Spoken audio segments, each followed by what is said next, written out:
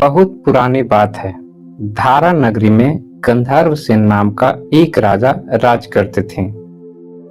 उनके 4 रानियां थीं और उनके 6 लड़के थे, जो सब के सब बड़े ही चतुर और बलवान थे।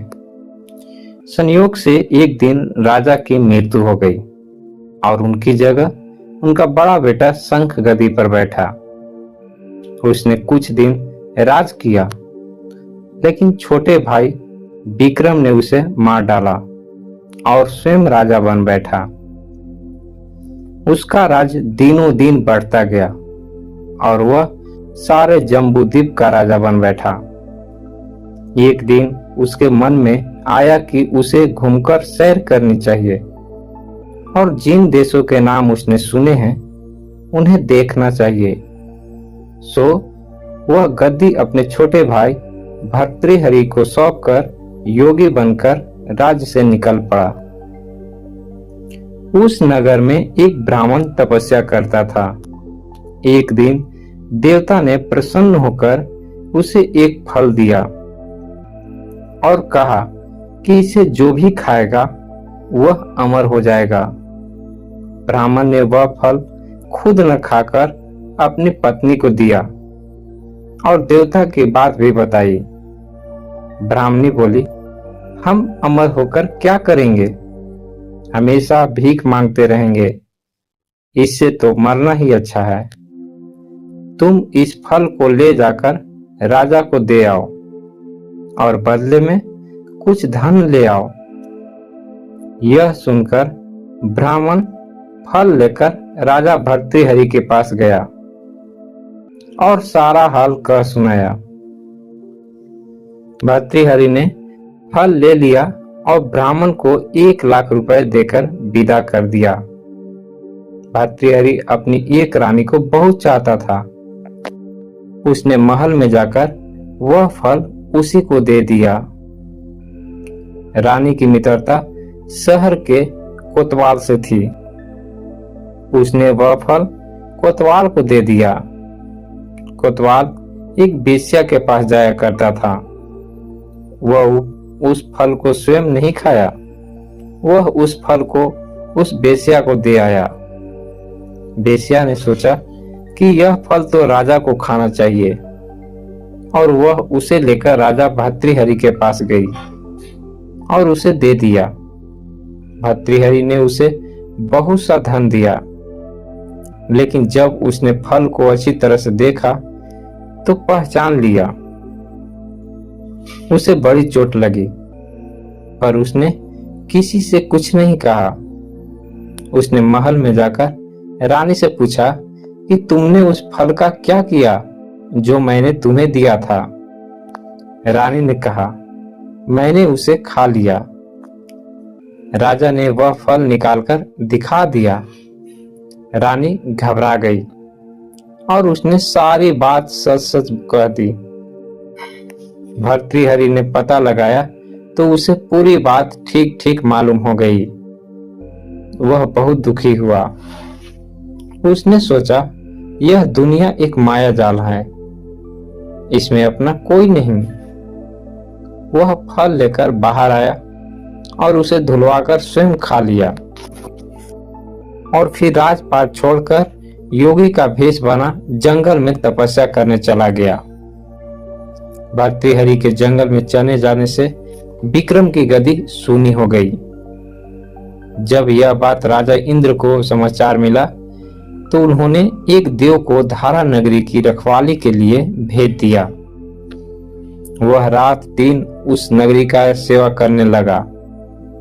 भर्तृहरि के राजपाट छोड़कर वन में चले जाने की बात विक्रम को मालूम हुई तो वह लौटकर अपने देश में आया। आधी रात का समय था। जब वह नगर में घुसने लगा तो देव ने उसे रोका। राजा ने कहा, मैं विक्रम हूं, यह मेरा राज है, तुम रोकने वाले कौन होते हो? देव बोला, मुझे राजा इंद्र ने इस नगर की चौकसी के लिए भेजा है।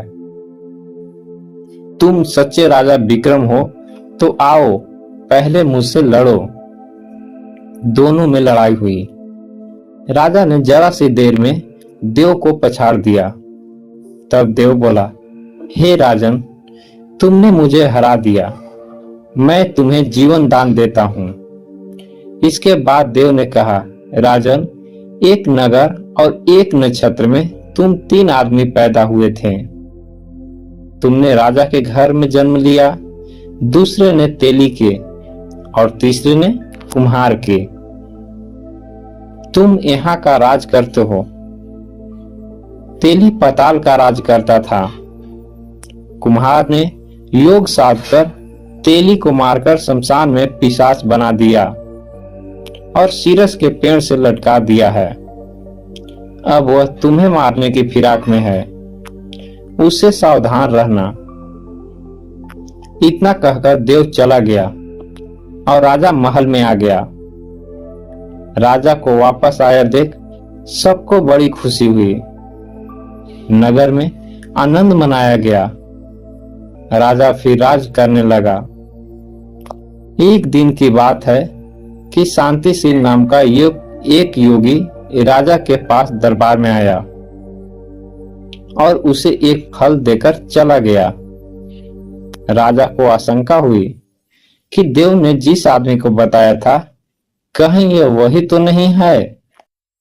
यह सोच उसने फल नहीं खाया, भंडारी को दे दिया। योगी आता और राजा को एक फल दे जाता। संयोग से एक दिन राजा अपना अस्तबल देखने गया था। योगी भी वहीं पहुंच गया और फल राजा के हाथ में दे दिया। राजा ने उसे पूछा तो वह हाथ से छूटकर धरती पर गिर गया। उसी समय एक बंदर ने झपटकर उसे उठा लिया और तोड़ डाला। उसमें से एक लाल निकला, जिसकी चमक से सबकी आंखें चौंधिया गईं। राजा को बड़ा अचरज हुआ। उसने योगी से पूछा, आप यह लाल मुझे रोज क्यों दे जाते हैं? योगी ने जवाब दिया, महाराज, राजा गुरु ज्योतिषी और वैद्य और बेटी, इनके घर कभी खाली हाथ नहीं जाना चाहिए। राजा ने भंडारी को बुलाकर पीछे के सब फल मंगवाए। तुड़वाने पर सब में से एक एक लाल निकला। इतने लाल देखकर राजा को बड़ा हर्ष हुआ। उसने जौहरी को बुलाकर उनका मूल्य पूछा। जौहरी बोला, महाराज, ये लाल इतने कीमती हैं कि इनका मोल करोड़ों रुपए में भी नहीं आंका जा सकता। एक एक लाल एक एक राज के बराबर है। यह सुनकर राजा योगी का हाथ पकड़कर गद्दी पर ले गया। बोला, योगी राज, आप सुनी हुई बुरी बातें दूसरों के सामने नहीं कही जाती। राजा उसे अकेले में ले गया। वहां जाकर योगी ने कहा, महाराज, बात यह है कि गोदावरी नदी के किनारे मसान में मैं एक मंत्र सिद्ध कर रहा हूं। उसके सिद्ध हो जाने पर मेरा मनोरथ पूरा हो जाएगा। तुम एक रात मेरे पास रहोगे तो मंत्र सिद्ध हो जाएगा। एक दिन रात को हथियार बांधकर तुम अकेले मेरे पास आ जाना। राजा ने कहा, अच्छी बात है। इसके उपरांत योगी दिन और समय बताकर अपने मठ में चला गया। वह दिन आने पर राजा अकेला वहां पहुंचा। योगी ने उसे अपने पास बिठा लिया। थोड़ी देर बैठकर राजा ने पूछा, महाराज, मेरे लिए क्या आज्ञा है? योगी ने कहा, राजन, यहाँ से दक्षिण दिशा में 2 कोस की दूरी पर मसान में एक सीरस के पेड़ पर एक मुर्दा लटका है। उसे मेरे पास ले आओ। तब तक मैं यहाँ पूजा करता हूँ। यह सुनकर राजा वहां से चल दिया। बड़ी भयंकर रात थी। चारों ओर अंधेरा फैला था। पानी बरस रहा था। भूत प्रेत शोर मचा रहे थे। सांप आ आकर पैरों में लिपटते थे, लेकिन राजा हिम्मत से आगे बढ़ता गया। जब वह मसान में पहुंचा तो देखता क्या है कि शेर दहाड़ रहे हैं, हाथी चिंघाड़ रहे हैं, भूत प्रेत आदमियों को मार रहे हैं। राजा बेधड़क चलता गया और सीरस के पेड़ के पास पहुंच गया। पेड़ जड़ से फुनगी तक आग से दहक रहा था। राजा ने सोचा, हो न हो यह वही योगी है जिसकी बात देव ने बताई थी। पेड़ पर रस्सी से बंधा मुर्दा लटक रहा था। राजा पेड़ पर चढ़ गया और तलवार से रस्सी काट दी। मुर्दा नीचे गिर पड़ा और दहाड़ मार मार कर रोने लगा।